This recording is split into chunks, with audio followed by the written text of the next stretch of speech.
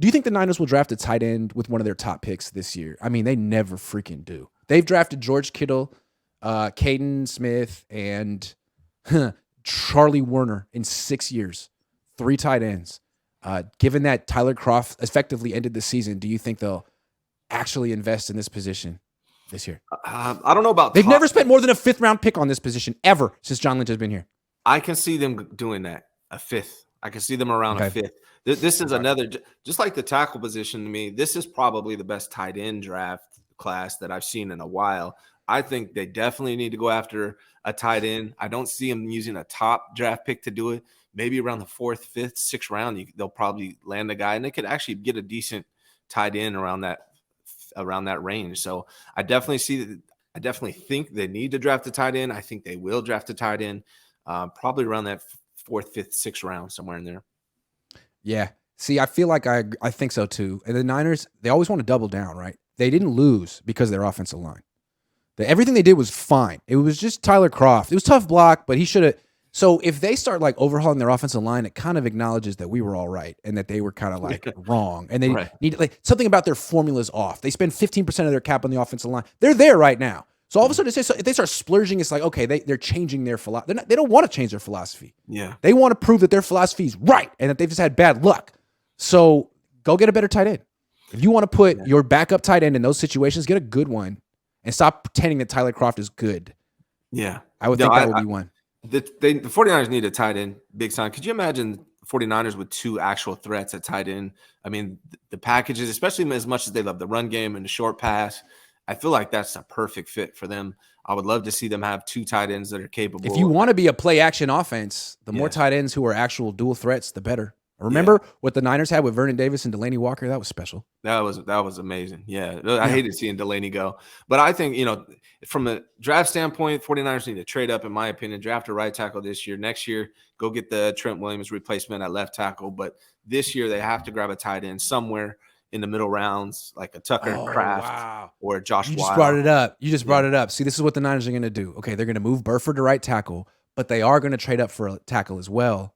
But then they're going to sit him for a year, and then he's going to be a left tackle next year. Yeah, I think the Niners like the idea of redshirting offensive linemen. The reason they didn't redshirt Burford is because it's freaking right guard. They like redshirting everybody. They do. Yeah, but I think the right guard is the lowest position on the totem pole in the night. I think it's lower than long snapper. Tabor Pepper has guaranteed money. Whoever the starting right guard next year will be probably won't. Well, how many? I don't know what the percentage is, but the 49ers run the ball to the left side. What, 70% more than anyone of the time, right? It's something around that. Could you imagine like how much better the 49ers offense and run game if you had no idea where they're going to run the ball? It's predictable in that regard. They really got to figure out an upgrade over Mike McGlinchey, and the only way, in my opinion, that you can do that is moving up in the draft. I don't think they're going to land one in free agency, being that Mike McGlinchey is the top free agent at that position. The only way that they can upgrade at that right tackle position, I don't think it's Burford. I think they need to move up and snatch one early 2nd round. I like it. The thing is, if you move Burford to right tackle and he was good enough, now you could splurge at center or right guard because those positions are not as expensive as tackle. Yeah. Like you could go get the best right guard in the market and be like, we got an impact player, or get someone better than Jake Brendel. All because you're not spending, and those guys would be cheaper than Mike McGlinchey. You know what I'm saying? You can get someone better than Mike McGlinchey for cheaper than Mike McGlinchey just because he doesn't play right tackle. Yeah. And now you just need someone who can hold it down. I don't know if that's Burford because I don't know, but I think they were hoping. And again, I'm not betting against Chris Forrester. If he thinks he sees it in a certain guy, he'll coach him up. I'm thinking he knows what he's doing. That's the only reason I'm love Chris Forrester. Love Chris Forrester, man. If he thinks it's the good move, more power to him. Hopefully it works out. But from what I saw from Burford, it doesn't make me feel confident that he's going to be able to jump out to right tackle, a harder position, and be able to handle it. But again, look what they did with Aaron Banks. So what the hell do I know? It is possible though that some people's bodies are more built for tackle than guard. True. I mean, this guy's 6'4". He's got an issue with pad level. He's got long arms and quick feet. He might just be better suited for tackle. Yeah. Because it seemed like sometimes when he did get beat in the interior, it was by guys who were, got their pads underneath them, had a quick first step, and just blew by him. Like when Josh Johnson got concussed, Burford got beat, and he got beat almost instantly by someone really low to the ground that shot through a gap. Maybe he'd be better in space. I don't know.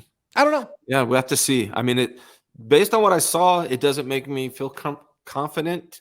I'd rather see him stay where he's at, and maybe we'll see a year 2 jump and improvement. But maybe I'm wrong again. I'd be more intrigued with him out there than McKivitz or Jalen Moore, just because he's a better athlete. Yeah, he's a better athlete. I could see that. But that doesn't mean that any of them are good enough. Any of them. All I know is the Chiefs lost the Super Bowl, and they came back and spent big on Tooney and Orlando Brown, where they're like, we are not fucking around, while the Niners are fucking around. Yeah. But you always got to give Chris Forster the benefit of the doubt. That being said, if you talk to Chris Forster, I bet he'd be like, yeah, I'd like some better talent to work with. I'm just saying. You don't fuck around, Grant. Here's how you don't fuck around. You trade up in this draft that is tackle heavy, and you go get a freaking dope ass right tackle, man. And hell yeah, they're out there. Absolutely, they can do it. And then they'll have Burford second year at right guard. Now you got a top-notch right tackle. You got Burford second year. You got Aaron Banks third year. You got Trent Williams. You figure out that center position, maybe Brindle, and now you got a good offensive line. And get that 5th round tight end, and you're set. Yeah, absolutely. But they haven't spent a pick higher than round 6 on a tight end since Kittle. So this would be a good year. This would be Charlie Warner. Come on. Right. Come on. What's that tweet you sent out? What's that tweet you sent? Who did they draft? Vance McDonald. Oh, man. 8 picks before Travis Kelce. And a lot of people are mad that I put that tweet out like, oh, you could play this game all day. Yeah, man. I just thought it was funny. I mean, Travis Kelce's going to go in the Hall of Fame. The Niners were in the market for a tight end.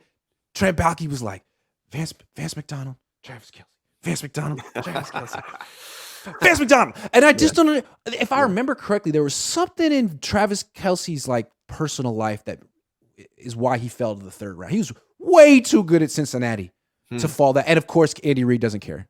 Yeah. So he was like, oh, Tyreek Hill, Travis Kelce. Yeah, I don't care. Yeah. So I don't know. But I remember Jim Harbaugh compared Vance McDonald to Mike Ditka the morning they drafted him. Remember that? Well, what I don't like is people say you can play this game all day. Yeah, you can. I mean, that's the point, though. That's how they're graded, right? That's how you look back and say, "Hey, you fucked up right here, buddy." You know that. Of course, 8 picks ahead of Travis Kelce, and you're looking at the same damn position. Now, Eagles took Zach Ertz ahead of Travis Kelce.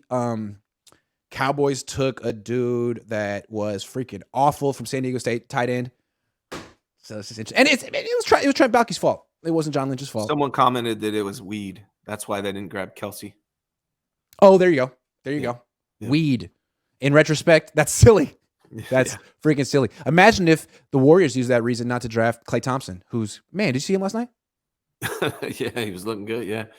He should get like a sponsorship just from weed in general. You know what I mean? like how some people have like milk sponsorships. He should just be weed. He could be out on his boat. It does a body good. It does a mind good. Hero Winchester says, why didn't they use Warner, their blocking tight end, or their expensive fullback to block Hassan? Also, is there a better option for CB1? Ward is expensive. They're locked into Ward. And I think they're probably going to start Lenore next year. But Warner, what did Warner ever do on this team? I don't think he had a role. Him and Dwelley had no role last year. Special teams. I mean, what has any tight end done on the 49ers besides George Kittle over the last 5 years? Nothing.